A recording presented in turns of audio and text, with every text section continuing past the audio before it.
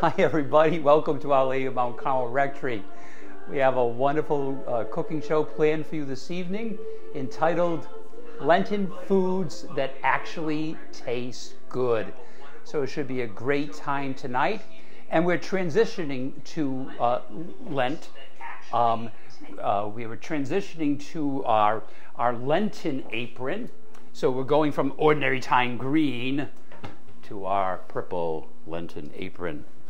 And so tonight we have a few celebrity guests with us.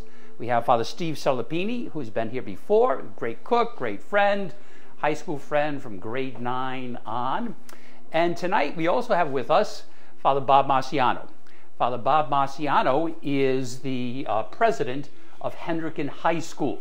And I invited him here this evening because we had some fun recently doing videos, and I just asked him at the beginning to say a little bit about Hendricken High School. We've had so many young men from our parish who have gone there, and we have some who are still there. And maybe just tell us a little something about it as I get ready for our cooking show. Thank you, Father Zinno. Thanks for the invitation to join you here on your cooking show.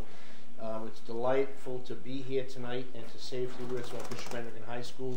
We have a great partnership with Our Lady of Mount Carmel School in the parish. And as you know, Father Zinno's and Father Batty's Catholic mission is very strong here, and the young men who come to Hendricken from here are always some of our best students as well as our best Catholics. So we are thrilled to be here tonight to watch Father Zinno in action. I've watched him virtual on his cooking shows on Friday nights with great envy, so I committed the sin of envy while I was watching him cook. But tonight, I get not only to watch him, but to taste the delights of his cooking. So it's really a thrill to be here. We hope you come and see us. We have an open house coming up in March. We had 3 this week, and we welcome young men from grades 8 to 12 to come and take a look at Hendricken. We have transportation from Bristol, and some of our best graduates who come right from this parish. So we're grateful to Monsignor Olio, God rest his soul, and now Father Zinno for supporting the mission of Hendricken. Thanks, Father Marciano. And as always, it's a BYOB event. Now, I'm making a drink at the end of the show, but I'll just pour my regular Jack Daniel's Manhattan, which is really good. And maybe I'll get a sip or two, who knows, as the evening goes on. But welcome to our Lenten foods that actually taste good. So there's 4 things tonight. First, I'm going to do a little appetizer with a puff pastry salmon. It's with about 3/4 cup of dill, 2 squeezes of lime juice, 2 limes squeezed, mustard, Parmesan cheese, garlic, and walnuts. And you blend it. So I've already blended it for you, but I wanted to see what I use, and I'll post these recipes later. And what you do is you get a puff pastry. So I've already done about 10 of them already. So I'm just going to do 1, and then I'm going to show you because they're almost ready to come out of the oven. So you take a little bit of the pesto that you make from all these ingredients, just put it into a normal type of blender, and then you take you don't want to take too much, but just a little bit, about that much. Father, you got to use, so that's maybe a tablespoon. I'll just put just a touch more. And then on top of that, you put a piece of salmon. Now, a friend of mine from the parish, Bob McKenna, said, "Oh, Father, I don't like salmon." Actually, I don't like salmon either. I like smoked salmon.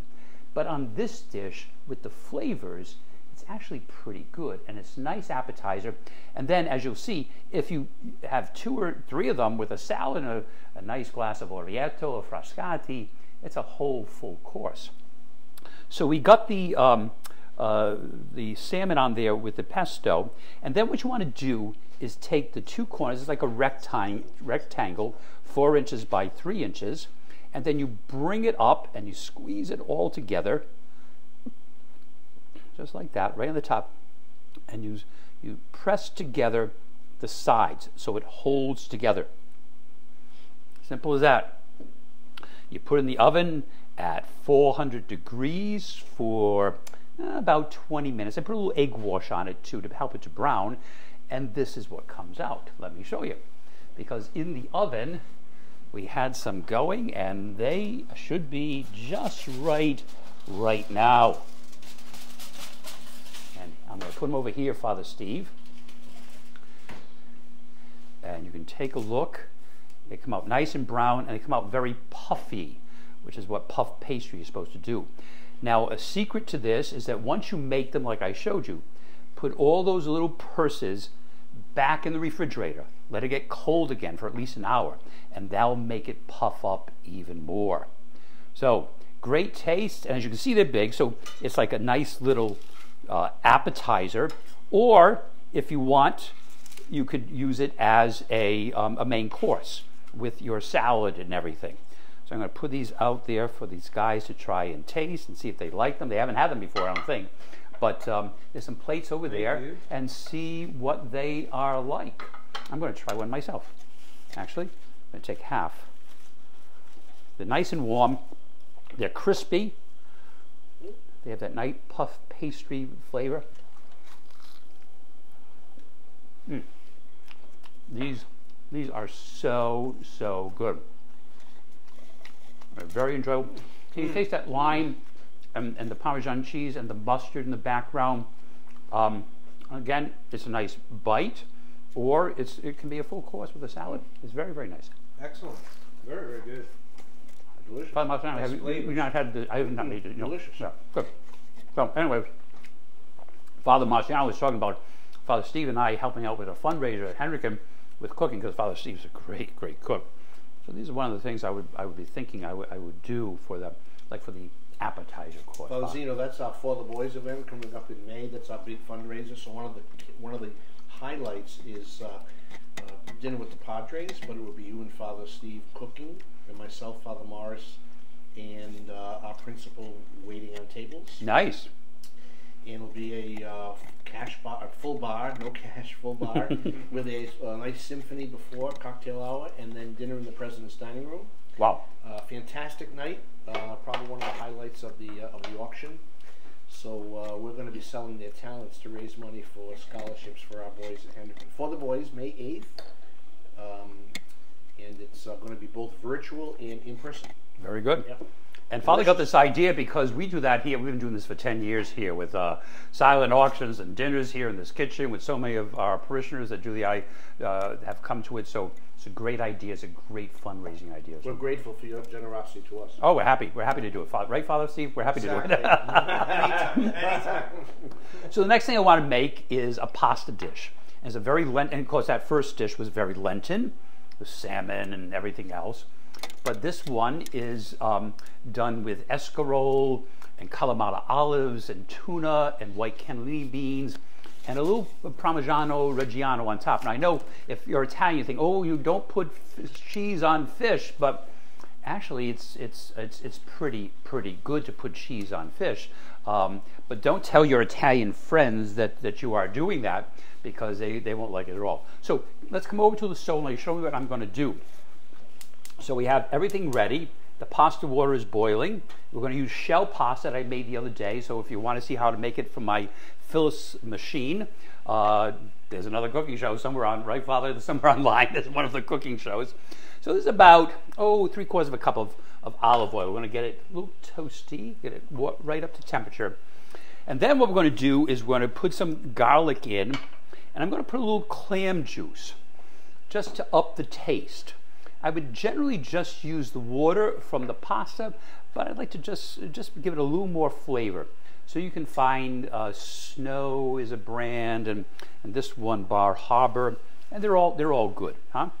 And then once I put the garlic into it to toast the garlic a little bit, I'll put the escarole. I'm not sure if I'm going to use all of that. I just cut up 2 heads, but probably not all of that.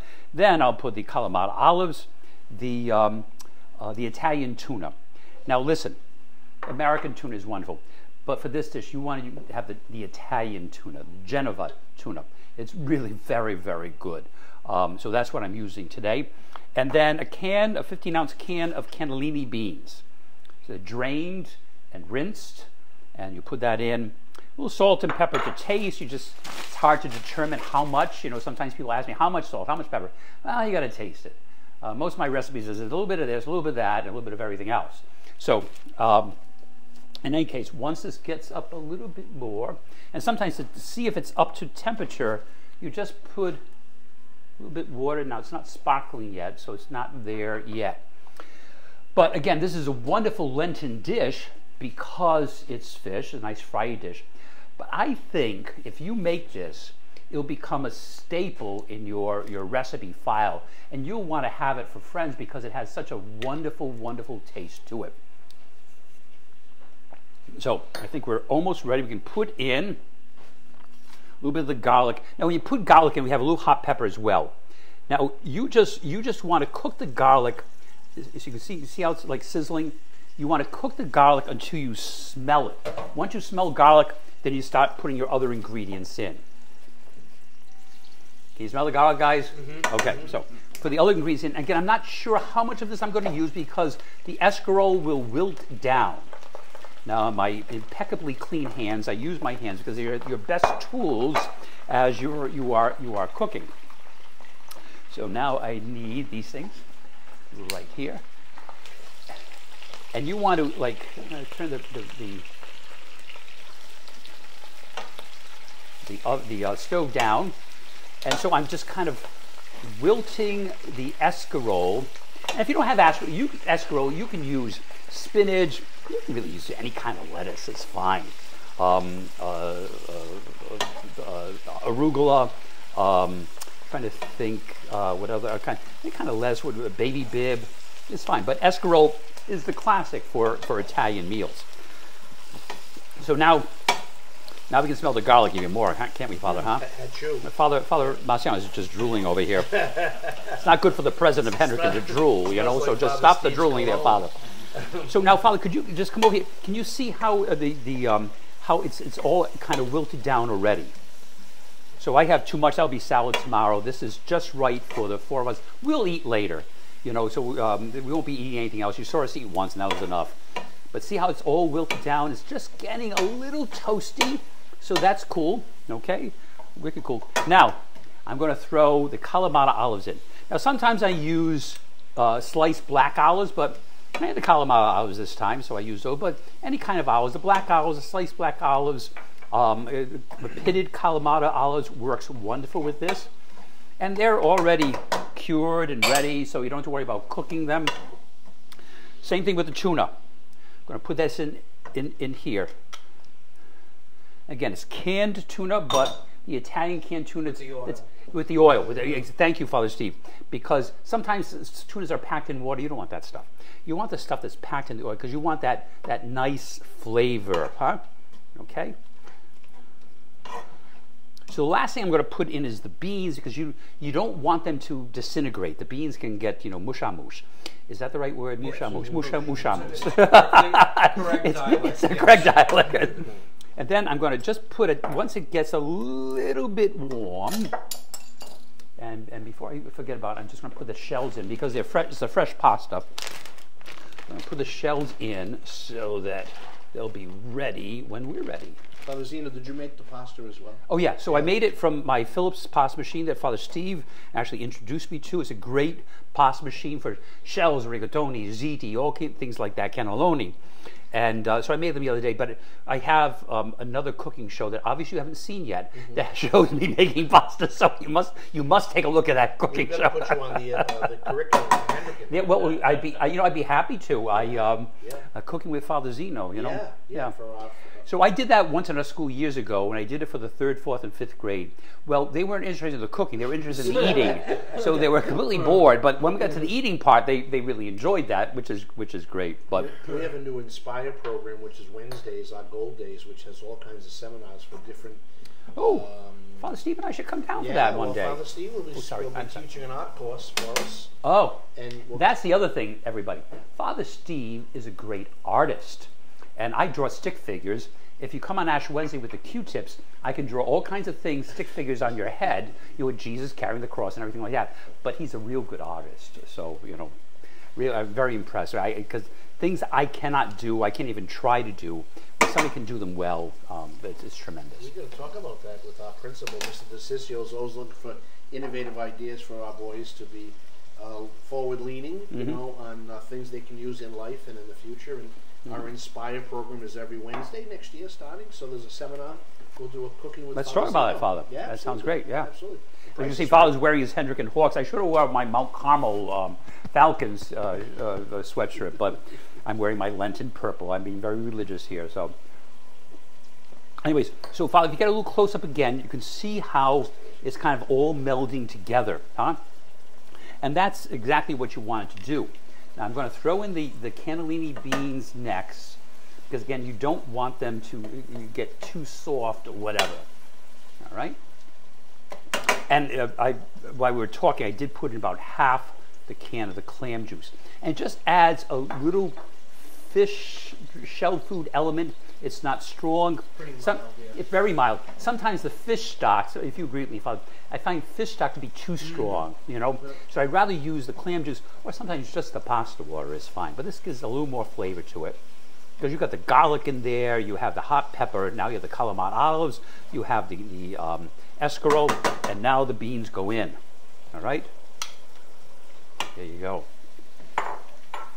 Now we're talking about, what was it, 7 minutes I started this. So you could, if you had all these ingredients, you could just make this, if you had friends over for a nice Lenten Friday before Stations of the Cross, here at 7 o'clock on Friday evenings, you could have this meal and then come over. It's an Italian parish. Everybody smells like garlic anyways. So you just come over and then you have the Stations of the Cross, you have solemn benediction, and then you go back and make the dessert that I'm going to show you, which everybody will love. Now, so one of the big things, I just had to take a little taste and see what else it's going to need. I'm going to put some Parmigiano Reggiano. But I just want to see what the flavor is right now. Let's see. Well, it needs a little salt. Isn't that interesting? Just a touch. Just a touch. All right? No, that's really, really, oh, I'm sorry. Thank you, Father. Let me get the strainer here and see if the pasta's almost done. Because what we're going to do, if the pasta's done, we're just going to toss it right into this pan. Let's see. All right, I'll use my fingers here because they're clean.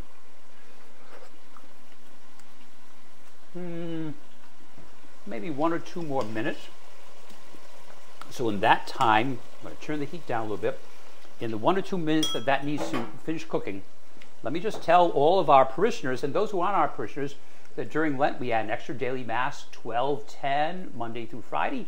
Haven't been down to Mount Carmel? Come on down. 12:10 Mass every day. Stop for lunch in one of the restaurants in town, like the Lobster Pot or Baba Sushi. And then we have Stations of the Cross Friday at 7 p.m. We have adoration all afternoon on Friday. Great Lenten mission this year. Father Nathan Ritchie is coming February 27th and 28th to preach all our Masses. Then Monday, Tuesday, Wednesday, March 1st, 2nd, and 3rd. He's doing the Lenten mission at 7 p.m. So I know our parishioners know that, but maybe some of you are watching from other places in Rhode Island. Come on down. It's a great time to celebrate our faith during the Lenten season and be renewed and refreshed. Now, unfortunately, I won't be serving all these things when you come down here, but at least the memory of them will last forever. So now I think our pasta is done, so I'm going to take this out. And I'm using this little spider device. The great thing about a spider device is that it does add some of the pasta, salted pasta water to the pasta dish, which helps the flavor. So it's almost all of it. And these are all homemade shells, but you can use any kind of pasta that will absorb the flavors, like a cavatappi or a fusilli shells. Any other pasta I'm missing for this type of thing, Father Steve? Shells, I think, are your best. Shells are your best because they absorb everything, and everything gets coated the nicely. beans and the tuna gets right into the shell itself, and it's wonderful. I'm going to shut off the heat. Orchietti is another. Orchietti is wonderful, wonderful. I'm going to shut off the heat, and then I'm going to. Now I know again, people are really Italian putting cheese in, but this really does the trick. So this is fresh Parmigiano Reggiano. You can buy it at any store. Don't get anything that has the letter S in it. You want the letter G, Parmigiano. And don't get anything that's in a green can. because it's fake stuff. Synthetic. Synthetic. It's like it'll ruin your whole life. All right, I think that's about it. Like those polyester pants. Like yeah, that we used to wear, exactly. Yes. And then people start showing them on Facebook. Remember when you wore this, and then you have to hide and everything. So, anyways, what do you think, Father? Does it look good? Looks wonderful. Yeah. Wow. So it will. We're going to eat this later, but I want you to know I've made this so many times. This is like really, really good. You'll enjoy this so much. All right. So we're going to move to the main course, and the alarm just told me I need to take, but I don't want Father Steve to do this yet. I'm going to take off what I need to do in the oven for the sole Florentine, and then put the broiler on. But I want to surprise you with the way I've done this, because it's very different, and it makes fish so moist.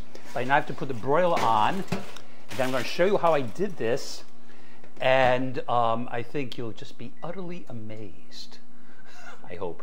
And I have to watch that, so I have to put on the timer. Excuse me for a second, 2 minutes maybe. Start. Good. Okay. So for the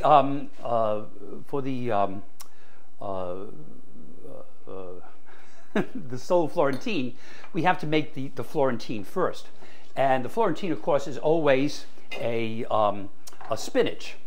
So I have a little pan here for the spinach, and I'm going to put a little olive oil. So if I'm going to move away, if I get out of your way, so I'm putting a little olive oil into the pan here, just to saute the spinach. Now, if you cook spinach, you know that spinach, you can buy this whole box of spinach, and it wilts down into like a clump like that. Can you use frozen spinach? Yes, but frozen spinach needs to be defrosted and then flavored. Frozen spinach is just spinach. You've got to add the garlic and the onions and all the other kind of flavoring to it. Otherwise, it won't taste that good at all. So, but I'm making fresh spinach, and so the olive oil goes in. This is maybe about a half cup. I'm making because I've already done it already to show you. So I'm making a 6-ounce bag of fresh spinach. And I'm going to put this in here. It's probably enough because I'm just making one to show you. And again, you can hear it. You can hear it cooking already. So it's going to wilt down to nothing. Now on top of the spinach, I'm going to put some onions and some garlic, and they'll cook with the spinach. So this is maybe about a quarter of a cup of onions at the most, and about a teaspoon of chopped garlic and hot pepper. It's all going to cook together. Now the other thing, and I know Father Steve knows this, is that when you're cooking any kind of greens, it's always interesting to put a little nutmeg in. Now you might say, nutmeg, why would that go good with greens? Well, it adds a certain je ne sais quoi, as they say in French, a little something, little qualcosa to it. So this is a fresh ginger thing that I got in Jamaica when I was there the last time for our mission trip, and you just put a little bit in of the nutmeg. That's right about it. And then usually for this dish, I'd put black olives, but because I had opened the Kalamata olives, I'm putting the Kalamatas in. But the one that we're going to have later on, when Fathers and I eat, has black olives. So black olives, Kalamata, it's fine. Now see how it's all melting down again? The spinach, it melts down to absolutely nothing. Now while that's going on, I need some ricotta. So I went to Stop and Shop today, and let me put it over here, Father. And I usually buy Supreme Ricotta or Narragansett Creamy Ricotta. They had neither. So we got Calbani Ricotta, which actually didn't taste that bad. So we're going to put a little bit of this in. That's probably enough. And it's going to mix with the spinach, providing the stuffing for the Florentine. Now, again, it's cheese, and Italians wouldn't really like this, except it's really good. So Now once the spinach cooks down and it's getting almost there, then we're going to mix the two ingredients with a little more Parmigiano, and we're going to wrap the fish in it. So give me a second here. Why this? Now, any questions, Father Marciano? I know that you're not really a cook yourself. No, you enjoy eating, but yeah. yeah. I can cook if I have to, but I got to tell you, Father Zinno, this replaces the smell of incense. Well, you were the one who said to me years ago that when you walk into an Italian rectory, it smells of garlic and incense, and I use that line all the time. I wish your viewing audience could smell the delicious food. I mean, you can tell how it looks. It's so delicious. Yeah, Plus, you make it so easy, Father Zinno. Well, I try to, and that's why I'm happy to do these live stream videos, because you can go back to it and look at what we've done and say, oh, I can do that. You can set it up and just stop it anytime you want and say, oh, all right, this is the next ingredient, this is the next ingredient. So let me just look here for a second. But everything is prep work, right? I'm watching you with your onions are chopped and the garlic's chopped. And that's the thing. It's prep work. It's a lot of prep. Right. So the spinach is ready now. Now what you have to do with spinach is you have to drain it. So actually sometimes I just save the liquid and use it for a risotto. But this time I'm just going to drain it. So so just right into the sink here. Just drain it out of the pan. And we're good. Put that back here. And likewise, when you drain spinach, it's always best to kind of press it down. You don't want it. The problem is if you're stuffing like a chicken Florentine or a sole Florentine, if you're stuffing it, you don't want it to become too liquid. You don't want it to become a soup. So you really have to get that juice out of there, and that's pretty good. All right, so now I'm going to put it right here into the ricotta. And you definitely have to do that if you're using the frozen one, because it's very liquidy. Oh yeah, exactly, Father. Thank you. And you have to. You can't just use the frozen one out of the box. You have to add the flavor. You got to have the garlic, some onions, and the Kalamata olives, some Reggiano Parmigiano, which I'm going to add right now. Again, fish, fish, fish, cheese, cheese, cheese, but what are you going to do? Okay, there we go. So we mix it up nice, and there's your stuffing. Now over here, I have already prepared a little baking dish, and I have the sole already. Let me just check the oven again, make sure it hasn't gone crazy on me. No, it's still going good. I have a little piece of sole ready. I'm going to put it right in the top of the baking dish, just like that.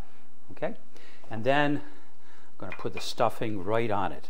The ricotta and the spinach. I'm not going to use it all because it's a little much, but actually it's a nice dip afterwards. You can make it have crackers and cheese or whatever. I'm going to turn it over so the seam side is down. Okay? Just like that. Perfectly done. And then what I want to do is put some breadcrumbs on it. And I'm using panko seasoned breadcrumbs, but any kinds. You know, what's wonderful is the gluten-free breadcrumbs, as I found out from my friends Bob and Donna McKenna, because Bob is a gluten-free person, they're just as good. You know, so often I use just gluten-free breadcrumbs for everything. Then I'm going to put 2 dabs of butter on the top. And usually I put, the dish is buttered, and usually I put a little white wine. But what I've been using lately is cucumber sake. Now, if you don't have cucumber sake, use just a little white wine. But this was given to us by our friends at Baba Sushi. So I'm just going to put a little splash in the bottom. Just a little bit, just to say. You're not for nothing. There you go.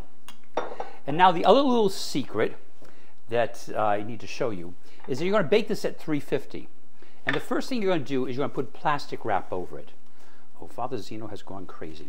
Now you're going to put plastic wrap over it.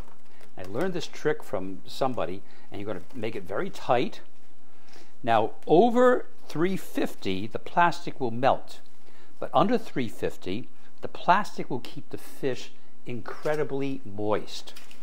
Then you put a little aluminum foil over it. You put it in the oven, 350 degrees for about 40 minutes. You take the plastic and the foil off. You put it on low broil to brown it. And so I'm going to make this tomorrow. But I already have one in the oven that I took when I went secret. I went and took the plastic off. And there it is. Father, can you get a little? So it's just lightly browned. And it has, you know, the spinach. It looks wonderful. And again, it's a great Lenten dish. But likewise, I mean, if you like fish, I like fish. You know, when I was a kid, I hated fish, but I love fish. This is a wonderful, easy recipe to make. So you have a little salmon course to begin, the puff pastry. You have a nice little pasta. We're going to warm that back up for the fathers here. This is good. Now I'm going to show you dessert. I think you're going to like it. I'm going to bring my drink over and we'll see how this works. Now, Father Steve and Father Bob have never seen this before, but this is something I learned, and believe it or not, it was on an airplane. I got bumped up in Lufthansa going to Rome a number of years ago, and they served this, and it was so wonderful. I made it for Father Steve. He said, "Oh, that is really good. It's just very light." So sometimes during Lent you give up like hard liquor or scotch or gin or whatever, but maybe you want just something light for a drink, and that's what this is. It also could be an intermezzo course, a little course to cleanse the palate between one course and another, which is probably what we'll do tonight. Or it could be just a dessert, but it's a fun thing. It requires a sorbetto, a sherbet, a sorbet of a citrus variety. Lemon is the best, but I couldn't find lemon. So I got a pint of mango sorbetto. The black raspberry one I think would work too. We've had that before. But something that's citrusy. And then what you do is you get a pint of that. I get my freezer here. And you take it out for an hour, you let it soften. And once it's softened, for the pint of the sorbetto, you chop up about a cup, 3/4 of a cup of fresh basil. It's gotta be fresh, don't get the dried stuff. And then you put it into an ice cube tray, okay? So, and you refreeze it. And then you slice a lime very thin, and you put it on top of each one. So you can see the basil, you can see the lime, and the mango sorbet. Plus we have these wonderful orange blossoms, which is more of an Asian thing. We're going to put on the top just to gild the lily a bit. And let me get some champagne because it's called for champagne. Now you could use white wine. You could use a mixture of white wine and Pellegrino, all right? But this calls for, there, this calls champagne. So we have actually a Prosecco, and it's just a small bottle. I mean, you can get the Dom Perignon if you want, but this is like the cheap stuff at $17.76. I'm not sure if there's the label. It wasn't so bad, so you can buy a little, you know, a little one like this. And then, so you take, and you have to kind of slice it out. So I already did one, so it wouldn't be so much of a bother. So I already sliced one to get it out of there. You put it in your little champagne glass. A wine glass will do whatever. You know, presentation is everything. Then you pour the champagne over it. It's bubbly. It's nice, just about there. And then, presentation is everything. You put the little, oops, hello. Let's put it back up. You put the little rose petal on top. It doesn't have to be perfect. But what happens now is that the ice cream, the sorbetto, starts to melt into the drink. And so it's this combination of flavors of the citrus sorbetto, the basil, and then eventually the rose petal. So, and it's perfect in the summer because you actually want it, if people are outside, you want it to melt a bit. So the sorbet is keeping the champagne cold, and it's adding a savory and sweet flavor to it. And so whether you drink it right away, that's really good, or if you just wait a little bit, it's very nice, and your guests will be so impressed. And perhaps the Hendricken guests will be very impressed when we do this as well. So in any case, so come on back here, everybody. We've got all the food we made here, Father Marciano, the President of Hendricken, Father Silipini, the pastor of St. Catherine's, and of course Father Steve, our wonderful cameraman, who is always behind the scenes but does a great job. We've been learning as we go. This is almost a year. We've been doing all kinds of stuff like that. We enjoy it very much. So thank you for being with us. We hope you enjoyed our evening. As I said at Masses, who else would you rather spend Valentine's Day with than 4 priests, huh? So I'm sure you had just a great time tonight. So God bless you all, and we all have a happy Lent together. Take care. Thank you, Father Zinno. Thank you.